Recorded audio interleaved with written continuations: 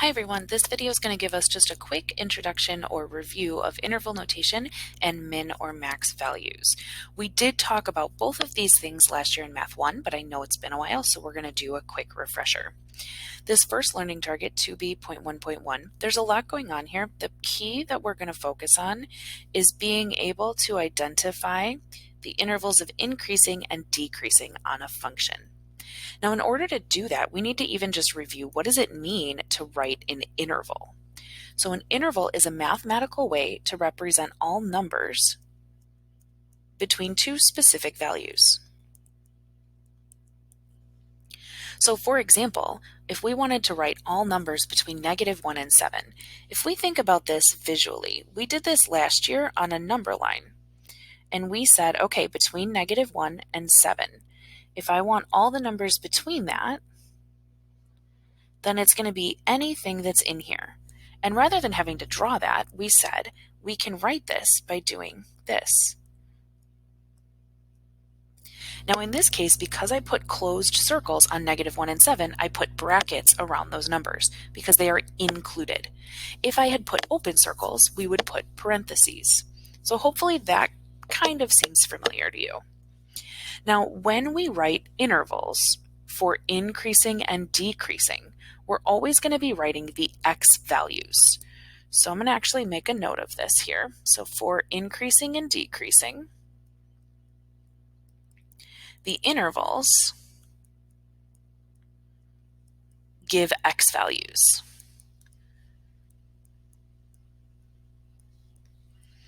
So they tell you where on the function, right, the y values, are changing. So when an endpoint is a number, we're going to use a bracket. So that's kind of what I did in the example there with -1 and 7. If the endpoint is infinity or negative infinity, then we're going to use parentheses. And we'll do some examples here so I can kind of show you the difference between it. And we're going to refresh our memory on this positive and negative infinity idea also. So here's this first function. We're going to look at where the function is increasing and where it's decreasing. So remember, increasing means that we're going to be looking for where the y values, when we go from left to right, where the y values are going up. Decreasing means we're going to be looking for where the function has y values that are going down. Whoops, sorry, didn't mean to do that with the highlighter there. Sorry about that. So we're going to be looking for something like that. Well, when we look at this function, hopefully we can recognize right away the function is going down on this interval, so it's decreasing, and then it's going up on this interval. The function is increasing. The point that really matters here is this one here where it kind of overlaps, right? Where it changes from decreasing to increasing. This point right here is going to be really important. Let's do the increasing portion first, so that's the blue. This function is increasing, well, it starts increasing at that point we just circled, which has an x value of 1. And it's increasing until this function ends. Well, that means we need to figure out how far to the right does this function go. Well, since there's an arrow here, and I know I'm drawing it in right now, but trust me, there's arrows. This goes on for forever, which means it's going to go as far right as it could possibly go. And we know all the way to the right means positive infinity. All the way to the left means negative infinity. So for our blue portion here, we're going all the way to positive infinity. Now, since the 1 is a number, we're going to put a bracket, and then infinity, we're going to put a parenthesis. The reason we have to use parentheses with infinity and negative infinity is because they're not real numbers that we can like plug in the calculator. So we have to say like, oh, it's getting close to it, but it doesn't actually touch it. That's why we put the parenthesis. Now for where the function is decreasing, we want to start all the way on the left side of the function. Well, since this arrow keeps going and points for forever in the negative direction, it starts at negative infinity. So that's because of this arrow here. Then, as we come along, this function is decreasing all the way until it gets to this point here, which is at x equals 1. Again, with negative infinity, we're going to put a parenthesis, and with the 1, we're going to put a bracket. Hopefully this looks familiar to all of you. So we're going to do another example. This function is increasing along this interval, and then it changes to decreasing over here. Again, the point where it changes is going to be a big deal because that's going to give us the x value that we need for our interval. Now again, there's no arrows drawn, but there should be. So there's an arrow here and an arrow here, which means for these x values, this does go all the way over to negative infinity and all the way over to positive infinity.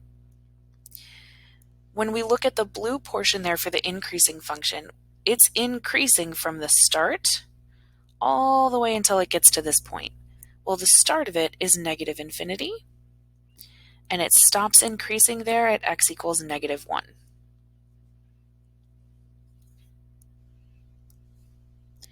Then for the second part, the decreasing, it starts decreasing at negative 1, and it decreases until the function ends. And because of this arrow, the function doesn't end until positive infinity. All right, so quick review then of that interval notation. Hopefully that makes sense. If you've got questions, we will talk about it. The next part here, we've got a different learning target. We're looking at 2b.1.2, which is I can describe key features of a quadratic function, including min and max. That is where we're going to focus today, is just on the max and min. Well, we know that a minimum, is going to be the lowest y value. And a maximum is going to be the highest y value.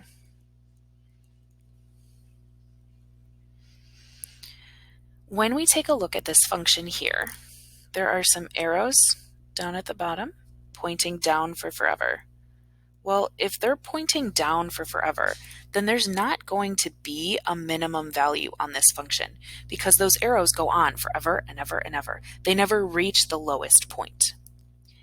The maximum, however, is here. The maximum would be this point right here. That is the highest y value that this function will ever reach. So the maximum here is going to be this y value, which in this case is 1. Now the place that this maximum occurs is at x equals 3. So we always want to make sure we specify where the maximum is happening. So in this case, the minimum. In this case, the maximum is 1 and it occurs at x equals 3. On to our second function here. Again, I'm going to put these arrows on the ends of our function because that's always really important. These arrows symbolize that it's going up for forever and ever and ever, which means it's never going to reach its highest y value. That means there is no maximum value for this function. There is, however, a minimum value right here.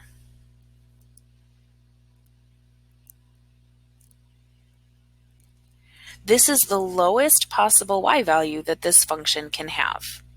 So the minimum is negative 1, and it occurs at x equals, let's see, what is that? Negative 2. So again, we do want to have this part here where we specify where it happens, but the minimum value itself is actually negative 1. And this one doesn't have a maximum because those arrows tell us it goes up for forever and ever. All right, thank you so much for watching. We are going to do some practice together.